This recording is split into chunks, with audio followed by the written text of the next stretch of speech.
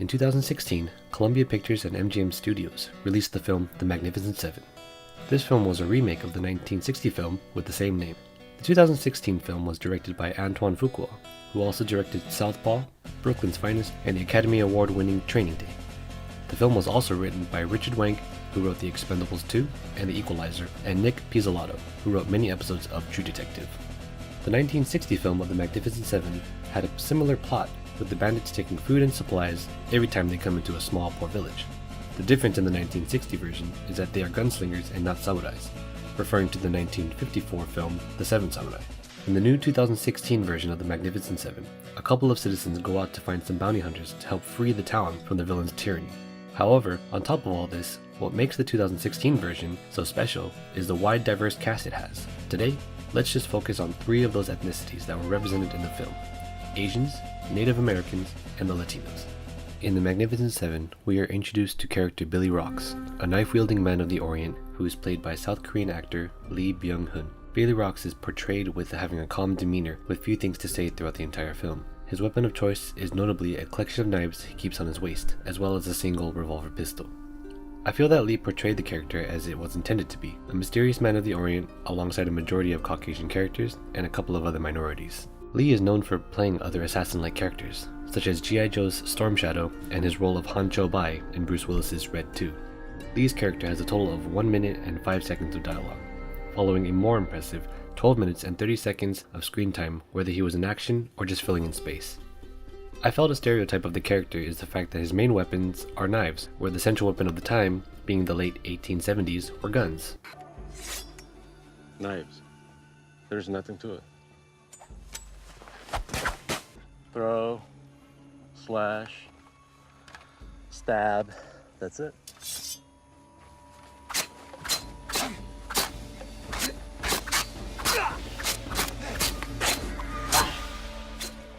So it didn't make sense to have the character use such a close-range weapon versus everyone wielding guns.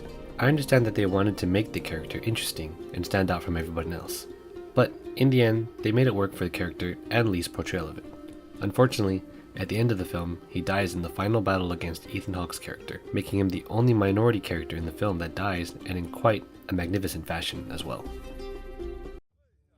Unlike Billy Rocks, who is the only Asian in the entire film, there are actually 2 Native American characters in this film, which is completely different than the 1960 version since there are no Native Americans in the entirety of that film. Denali, who was an exiled Comanche warrior who works for the villain of the film, is played by Jonathan Joss, who is actually Comanche in real life, so that casting makes sense. However, the casting of Red Harvest, who is the good guy Native American in the film, is different. Red Harvest is portrayed by Martin Sensmeyer, who is Tlingit Koyukon Athabascan descent. Obviously, that is completely different than who Red Harvest is supposed to be, who is also an exiled Comanche warrior. Since the film takes place in Kansas, Comanche natives were definitely in the area of Kansas. On the other hand, Sensmeyer's tribe is from Alaska, where he was born and grew up in real life.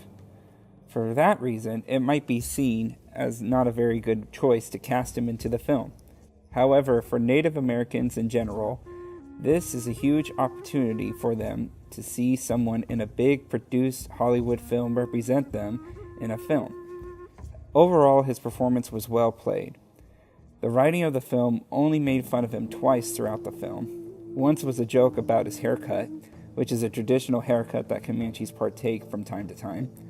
The other joke was being surprised that Red Harvest could speak English.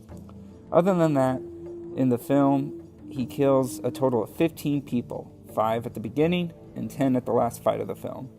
In fact, there is an epic battle between Red Harvest and Denali, which only lasts for 37 seconds. Really? Everyone else has long drawn-out battles with their villains, and when Red Harvest battles, he gets punched and kills his adversary. At least Red Harvest, spoiler alert, does stay alive all the way through the film. However, what is the most shocking to me was the screen time these 2 characters get. Red Harvest is not introduced until the 42nd minute of the 2 hours and 13 minutes this film lasts. Most of Red Harvest's screen time is in the background, furthest away from all the other 6 protagonists. Denali is not introduced until the last fight near the end of the film. Denali is only on screen for 1 minute and 4 seconds. Also, out of that time, he only speaks for 7 seconds, which is mostly made of him yelping every so often. Red Harvest is on screen for 8 minutes and 49 seconds and only speaks 30 seconds of that. In total, you're looking at 37 seconds of these characters speaking and 9 minutes and 53 seconds of screen time for both of the Native American cast members. That is substantially low for both characters. Overall, the portrayal of both Native American characters were good. While Sensmeyer was not part of the Comanche tribe, having any Native American in a big-budget Hollywood film was a very significant role.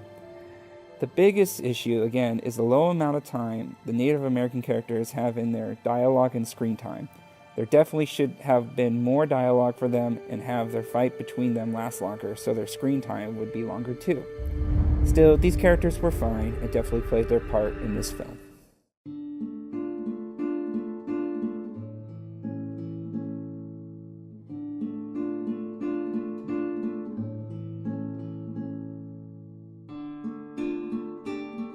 Mexican fugitive Vasquez of the Magnificent Seven is portrayed by Manuel Garcia Rulfo. Garcia is an actor from Mexico who has starred in the films such as Murder on the Oriental Express and Sicario, Dia del Soldado. The inclusion of a Mexican character as a member of the Magnificent Seven and Garcia's performance were improvements of representation of Mexican people compared to the original Magnificent Seven, in which Mexicans on screen were either the villains or poor, helpless people who needed to be saved by white cowboys. However, the character of Vasquez and his role in Magnificent Seven still suffers from negative stereotypes of classic westerns. We are introduced to Vasquez when Sam Chisholm and Emma Cullen enter a cabin where there is a dead body present. Vasquez pops out and catches Cullen with a lasso, holding her against her will until Chisholm addresses why they are there. Chisholm asks Vasquez to join his crew, and in return he will not turn in Vasquez for a reward. Vasquez agrees to join. So within 2 minutes of meeting Vasquez, we have established that he is a criminal. The second time we see Vasquez is when Chisholm meets up with Joshua Faraday, Goodnight Goody Robichaud, and Billy Rocks. Upon meeting each other, Vasquez is subject to ridicule and insulted for being Mexican. Oh, we're good. We got a Mexican. Oh, yippee, underlay. Oh, oh, ole, muchacho. What a merry band we are. Me a gray, Chisholm a blue, Billy a mysterious man of the Orient, a drunk Irishman, a Texican, a female and her gentleman caller. This is not going to end well. I'm a Mexican, cabrón. No such thing as a Texican. So I tell him that to my granddaddy. He died at the Alamo. New Orleans Grays, long barracks, bayonets, blood, teeth, mauled by a horde of teeming brown devils. When the Seven arrive at Rose Creek, they decide to show the locals how to defend themselves against Bogue's men. Vasquez, however, does not train any of the locals, but instead helps out with the labor by building traps. The night before the battle against Bogue's men, the Seven are gathered around a table, drinking and joking around. Faraday mentions he has 2 guns that are named after women. The gun that he refers to as the love of his life is named Ethel, while his second gun is his mistress and is named Maria. Hello, Ethel, charmed. And I consider her to be the love of my life. And she's a no bullshitter. She's a straight shooter. Calm down now. Put the gun away, son. Her name is Ethel. Put it away. And you'll show her some goddamn respect. You. It's Maria you can disrespect. Don't tell Ethel about Maria. Wait. My Maria, cabrón? You have a Maria? I have 3 Maria! This small conversation, although comedic, depicts Latinas in a negative way, reinforcing the classic Latin mistress stereotype. The film ends with 3 of the 7 surviving the battle, one of which is Vasquez. My final thoughts is that Vasquez serves no purpose in the overall film. It is never mentioned why he is specifically chosen to be a part of the 7, and he is hardly ever seen actually helping out. The sad reality is that Vasquez is included just to fill the Mexican quota in Western films. The Magnificent Seven was released on September 23, 2016, and on its opening weekend grossed $35.7 million, which was Denzel Washington's third biggest and Director Fuqua's second biggest opening weekend. The film was also marked being the third highest opening weekend for a Western film, right behind Rango and Cowboys and Aliens. Seriously? Well, in the end, The Magnificent Seven had a budget of $90 to $107 million and received $162.4 million in the box office. The critical reception of the film was mixed. CinemaScore, which measures the audience appreciation of the film, gave the film an A- on an A+ to F scale. The film's mixed reception showed the awards that it got nominated for. The Alliance of Women Film Journalists nominated the film for remake or sequel that shouldn't have been made, losing to Ben-Hur. Denzel Washington won the award for Best International Actor at the Jupiter Awards.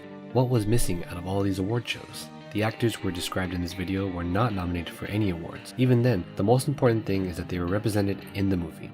Also, they weren't just put on the screen just for show. They actually had depth and characteristics about them. Each one stood out from the rest in some sort of way, and they were able to make their presence known in the film. Unfortunately, their screen presence does not contribute very well to their dialogue time. They definitely could have used more lines for these characters. In the end, having these representations shown in a Hollywood film like this is eye-opening and risky. However, the risk did pay off for them as a result. Maybe Hollywood will try this again soon. They were able to make a lot of money off of it, and having the representations that do not get shown very often can bring in a bigger audience than what we would be expecting. Maybe it can truly be magnificent.